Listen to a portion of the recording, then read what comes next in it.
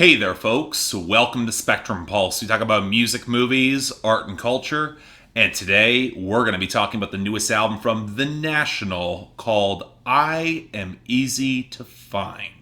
You know, when a band you really love is on a hot streak, you do feel a little bit nervous before opening up any new album, with the high hopes they will continue it, but the niggling feeling in your gut that they might slip up. And the possibility of that slip up does have more weight in terms of expectations than I'd like to admit, because it can blow a big hole in how much you might care about new projects on the line, especially if it hasn't quite received the avalanche of critical acclaim or attention the band might have usually gotten. And can you tell that I'm talking about The National here? But let's back up a little bit, because after 2013's potent Trouble Will Find Me, I've noticed my opinions on the indie rock veterans tend to diverge from the popular consensus. From my passionate love of frontman Matt Berninger's side project Elvi and their landmark release Return to the Moon in 2015, which I still hold as one of the best indie rock albums of the decade, to my much more lukewarm at best reception to the band's 2017 release Sleep Well Beast, which took some philosophically questionable ideas and married them to underwhelming production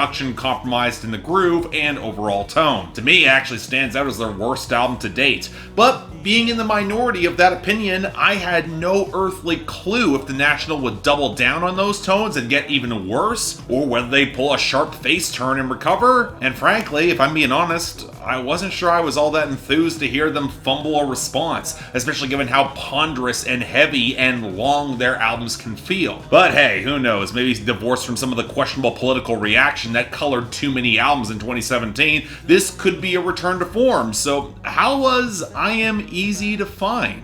Well, you know what? If you're expecting a lengthy diatribe similar to the one I delivered for Sleep Well Beast, I'm not really sure you're going to get much of that. Mostly because R.E.M. Easy to Find feels like a bit of an outlier when it comes to albums from The National. It's their longest and easily most sprawling project to date. Tonally, it seems to continue some of the same experimentation of their last project, but that's because there are songs that are literally leftovers from Sleep Well Beast, as well as some tunes that seem explicitly positioned to fit into the accompanying film that was released alongside this, which the band has said is not essential to view in context with the album, or even that the album is directly linked to it. But it does make parsing through R.E.M. Easy to Find paradoxically quite difficult, as it can't help but feel like defining features that once made The National so consistent for over a decade, they're more diffuse than ever. Now, thankfully, they are balanced in a way that's a lot more consistent and honestly a lot better, which makes R.E.M. Easy to Find a much better project than Sleep Well Beast, although if you're expecting it to rise to the level of Boxer or Trouble Will Find Me or the Elvi side project with Return to the Moon, you might be a little bit disappointed. It is great, but I'm not sure it's album of the year material, at least for me. And the first major choice is that Matt Berninger, normally the omnipresent angst that can either be the greatest selling point or most exasperating part of any National album, he did two important things. Firstly, he ditched most of his uncomfortable upper register for his mid-range and baritone again, that's always carried the most gravitas. Well, I mean, that wins points for me right off of Sleep Well Beast almost automatically. But more importantly, he actually took a step back here, as nearly every song has a woman singing opposite him, spanning from Sharon Van Etten to Lisa Hannigan to even David Bowie's legendary backup singer Gail Ann Dorsey. And while Berninger has had some mixed results with duets before, I mean, I'm still irked that when he teamed up with Annie Clark for a cover of Sleep All Summer, it turned out as badly as it did. But I'm actually quite pleased with this choice here, moving away from the aspirations towards Nick Cave or the late Leonard Cohen that he would just monopolize all the spotlight on this album, and instead understand how a varied perspective would add some good complexity to the lyrical subject matter of these songs. And you know what, hell, between Gail Ann Dorsey's throaty alto that sounds absolutely incredible on You Had Your Soul With You and Hey Rosie, and especially Mina Tyndall's exceptional interplay on Oblivions, it just adds a much different dimension to these songs that really is truly striking. Hell, the points where Lisa Hannigan takes the lead on songs like So Far So Fast and The Pull of You, it's such a different vibe for your average National song, but the tones and the heaviness are all unmistakable and consistent to this band, and for the most part, they sound really damn good. But you know what, let's talk about some of that content that's been a little bit more complexified, which on the surface might seem to reflect a lot of similar depressive alienation, loneliness, and relationships in mid-collapse that have been Berninger's bread and butter for decades now, but where so much of the last album felt crushed down by the weight of social change and then ceded all the responsibility to the next generation, the presence of another voice that almost as a reminder on these tracks seems to snap reality much sharper into focus, either to highlight the weight of his regret in his failures,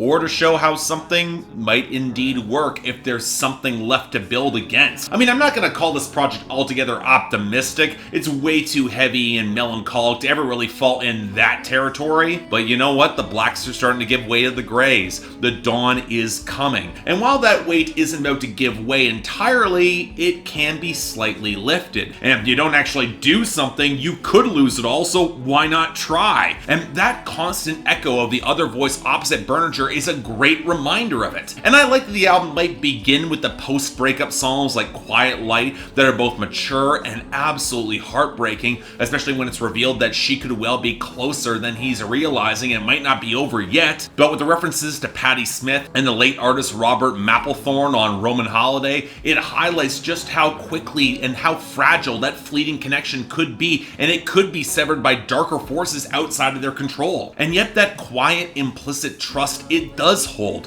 which is captured beautifully on Oblivions, so it might hit that note better than much of what Vampire Weekend attempted on Father of the Bride in similar territory, most because Matt Berninger can sell the weight of that angst and weakness on Hey Rosie without coming across as melodramatic or oversold, most because of the realistic realization that there was never any safety in any of it, even with that trust, both internally and externally. But if that trust persists, it can save them both from the surrounding situation or from their own minds. Well, that's one reason why I really appreciate Where Is Her Head and Not in Kansas are paired together, even if the latter case is some meandering dissection of human weakness in the face of slipping religion, Midwestern decay, environmental catastrophe, and his own failures in the face of societal masculinity, or standing up for something bigger than himself. But across that tempestuous scene, if there's something actually done to stay aware and engaged of who they and their partner are becoming, they will hold each other from beginning to end and then beginning again. The title track captures that wonderfully,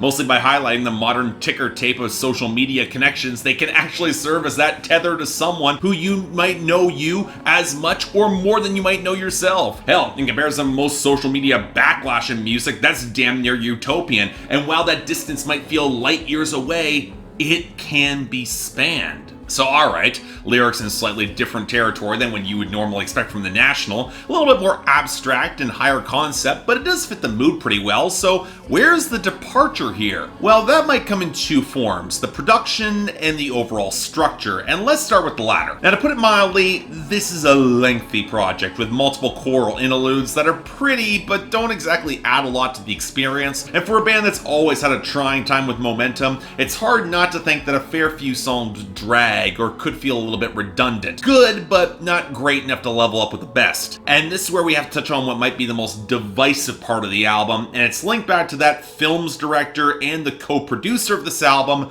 Mike Mills. Now, it's a little bit tricky to pinpoint his exact impact on the project, because it's not like the dense percussion lines, the spasms of guitar, the striking piano melodies, and the lush arrays of strings. They're not foreign to the National. This is probably their most elegant album since High Violet, and to my surprise, the blending with the more frenetic percussion lines tends to work with a better and deeper melodic foundation, often in the pianos. Hell, a song like Rylan's been written since High Violet and performed live since then, and it could easily sound like a cut from that album here. It's also really damn good. But Mills has said in interviews he was trying to push the National away from richer guitar-driven grooves that have driven their material in the past towards more spacey, more synth-touched, more artistic, atmospheric material. I don't know, between that and including some leftovers from Sleep Well Beast like The Pull of You and the overlong So Far So Fast, this project can lose some momentum, especially in its back half. And again, a big part of this is because many of the synths just don't have a lot of body or will glitch out as frequently as some of the guitars will,